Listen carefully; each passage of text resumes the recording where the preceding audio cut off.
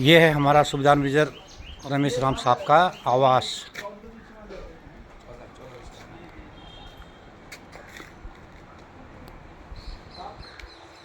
सुबह घूमने का टाइम नहीं मिलेगा मुझे ना, बस इधर आओ, दो करवा मारो, पसीना निकालना है। बहुत बढ़िया बनेगा सर।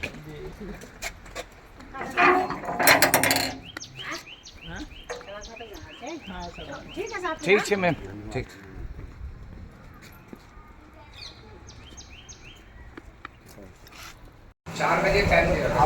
धन्यवाद साहब। फिर आज हम ये हमारे सुबेदार मेजर रमेश राम साहब के बर्थडे के उपलक्ष्य में और इनका आशीर्वाद लेने भी आए, सही कहूँ तो। क्योंकि जो मेरा गढ़वाल विजिट है, हमारा जो उत्तराखंड की तरह सचिव साहब ने रखा था गढ़वाल में मेंबरशिप ड्राइव जो करनी है, तो उसके लिए यहाँ से हम शुरुआत कर रहे हैं। हमने नाश्ता किया सुबेदार मेजर रमेश राम आर्या साहब के घर पे और इनका आशीर्वाद प्राप्त किया। और सबसे बड़ी खुशी की बात है कि आज हमने इनका बर्थडे भी यहीं पर मनाया। तो अभी देखो आगे हमें कैसी सफलता मिलती है। मैंने जाना है 30 तारीख तक हमारा टूर है, तो बीच में अपडेट दूंगा। अगर गढ़वाल क्षेत्र के जिन जिन जगहों पर हमने जाना है, उन जगहों के लोगों ने, हमारे एक्स सर्विसमैन जो असम राइफल के, उन्होंने, उनके बच्चों ने, मैडम लोगों ने, हमारे बुजुर्गों ने अगर सहयोग दिया तो अपने आप में एक कहानी बनेगी ये। और ये क्या बनेगी, मैं आगे आगे आप लोगों को अपडेट देते रहूँगा। मैं असम राइफल पूर्व सैनिक कल्याण संघ की तरफ से आपको बहुत बहुत बधाई देता हूँ। मुझे नहीं मालूम कि आज आपका 66वां जन्मदिन है, लेकिन हमारे नवताज सर और भूषण साहब ने क्या गणित लगाई कि नहीं मालूम मेरे को, तो मैं आपको बहुत बहुत बधाई देता हूँ। आप खुश रहे, सुखी रहे और हमारा मार्गदर्शन करते रहे। संगठन को आगे बढ़ाने में आपका बहुत बड़ा योगदान है। देहरादून में आपकी छत्र छाया बनी है सर। मैं उम्मीद करूँगा पूरे उत्तराखंड में आपकी छत्र छाया बनी रहे, बगैर उत्तराखंड ही नहीं, नेशनल लेवल पे जहाँ मैं काम करूँ मैं मार्गदर्शन आप करते रहना। इसके लिए मैं आपका बहुत बहुत धन्यवाद शुक्रिया करता हूँ। और आपने यहाँ पर बुलाया और आपका हमने जन्मदिन मनाया, बहुत बहुत धन्यवाद। ये सुबेदार मेजर रमेश आर्या साहब क्या कहेंगे, हमें थोड़ा आशीर्वाद दीजिए कि हम लोग अपने मिशन में कामयाब हो पाए। आपने इतने साल नौकरी किया, आपने अभी कहा था कि मैंने छोटे वर्ग के लिए काम किया हमेशा। धन्यवाद सर। सबसे पहले तो मैं सारी टीम को, जो हमारे ऑल इंडिया सेक्रेटरी हैं और बिशन सिंह बिष्ट साहब और बाजवा साहब और हमारे पंडित जी, जो यहाँ पर आकर के आप लोगों ने मुझे बधाई दी, उसके लिए बहुत बहुत धन्यवाद। और जिस हिसाब से आप लोग, हमारा संगठन काम कर रहा है, और मैं भगवान से यही प्रार्थना करता हूँ कि 100% सक्सेस होंगे हम इसमें।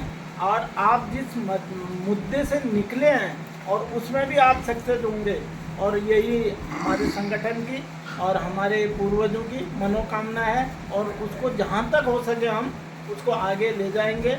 और हमारा जितना भी संगठन से जुड़े हुए लोग हैं, वीर नारियाँ हैं, बच्चे हैं, और सभी हमारा साथ देंगे।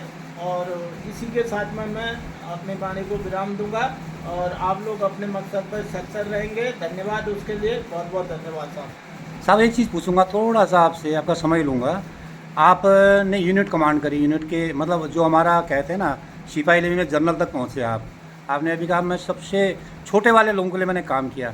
जो हमारे यहाँ जर्नल आते हैं, जो ऑफिसर जर्नल आते हैं, इनका क्या फ़र्ज बनता है, आप इसी बारे में क्या कहेंगे? जो हाल फिलहाल में हमारे लिए जो कुछ हुआ है, जो हो रहा है, असम राइफल को ये लोग नीचे नीचे नीचे नीचे नीचे डालते जा रहे हैं, इसके बारे में क्या कहेंगे? क्या सुबेदार मेजर साहब, आप तो अभी रिटायर हो चुके हो, जो सर्विस में है उन्होंने आज नहीं तो कल हमारे ही जमात में आना है, और आप लोग तो चलो आ चुके हो, जो आना है वो लोग क्या सोच के काम करेंगे? क्या उन्होंने ये सेना मेडल या जो हमको MHA में पुलिस में मिला हो, या हमारा DG नायर साहब ये एप्लीकेशन दर्ज जो अपनी अप्रोच लगा रहा है और सेना मेडल तो बंद कर ही चुका है, तो क्या उन लोगों ने इसमें कदम नहीं उठाना चाहिए?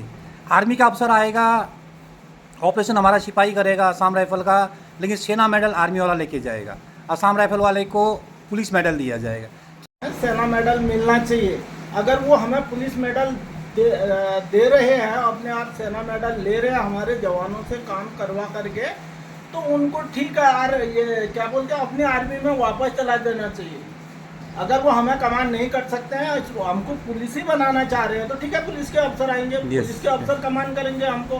नंबर 2 बात, जितने भी एक कैप्टन से लेकर महानिदेशक हमारे डीजी साहब हैं, वो जब वहाँ आसाम राइफल में जाते हैं तो अभी फिलहाल 8-10 सालों से अपना जो आईएमए का उनका मोटो है वो भूल गए हैं।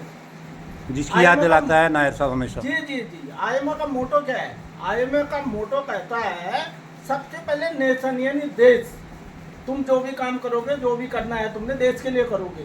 दूसरा नंबर, जिस ट्रूप्स को तुम कमान करते हो उस ट्रूप्स का वेलफेयर के लिए। लेकिन आसाम राइफल में जितने भी ये जाते हैं सबसे पहले अपना पेट देखते हैं, उसके बाद जवान देखते हैं। शोषण किया था।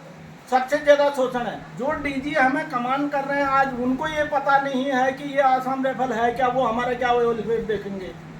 वो कई बार कह चुके हैं तुम तो सीपीओ के अंदर आते हो, तुम तो सीएपीएफ के अंदर आते हो। अरे भैया तुम एक चीज में तो रखो हमें।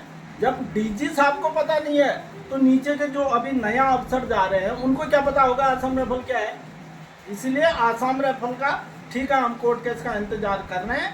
उसके बाद में अगर कोर्ट केस का फैसला अपोजिट आता है, फिर भी अभी हमारे जो नायर साहब हैं वो क्या करेंगे, हम उनकी बातों पर रहेंगे।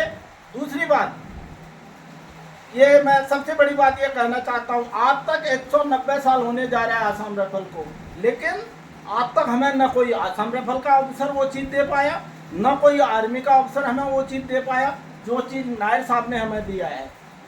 आज हम अगर किसी के मुख में देख के चल रहे हैं, किसी के सहारे की जरूरत है, हमें लाठी बन के कोई हमारे लिए खड़ा है, वो है नायर साहब। आज हम सुशील कुमार साहब को याद क्यों करते हैं? जब सुशील कुमार साहब उस फौज में आए थे, हमारी सब विंग हुआ करती थी। एक विंग में एक वंटन होती थी और उस वंटन को हम धक्का मारते मारते मारते ले जाते थे और दूर तक ले जाके तब जाकर के हम कंपनियों में बड़ी मुश्किल से पहुंचते थे। जब सुशील कुमार साहब आया, आज आसाम राइफल में 35 गाड़ियां हैं। 35 गाड़ियां कौन कौन है? आपका सबसे पहले 13 गाड़ी तो लाइट व्हीकल है और 12 गाड़ी मीडियम व्हीकल है। उसके बाद में आपका क्या बोलते हैं, उसमें 3 बसें हैं और 3 वाटर वॉचर हैं, 3 एम्बुलेंस हैं और 9 गाड़ी हेवी व्हीकल है। सब मिला करके 3 मोटरसाइकिल है। सब मिला के उन्होंने 45 गाड़ियां दी हैं इस आसाम राइफल को, जहां पर सिर्फ 5 गाड़ियां होती थी। इसीलिए छुट्टी 1 महीने में 3 दिन के हिसाब से हमें छुट्टी मिलती थी। 2 महीने की छुट्टी दिलाई उन्होंने। जितने भी हमारे एडम से लेकर सारे चीज और जो हमारे फायर कैश होते हैं, फायर किए हुए, वो जाके हम क्या बोलते हैं आर्मी में डिपॉजिट करते थे। आर्मी वाले उन्हें पिघाल के बेच के खा जाते थे। सुशील कुमार साहब ने बोला ऐसा नहीं होगा। उन्होंने ज्वाराहाट में एक मेटल प्लांट लगाया और वहीं पर उस मेटल प्लांट के द्वारा खोखों को पिघाल करके खुद आसाम राइफल उन्हें बिक्री करती थी और सारे यूनिट को 2-2 बसें दी उन्होंने।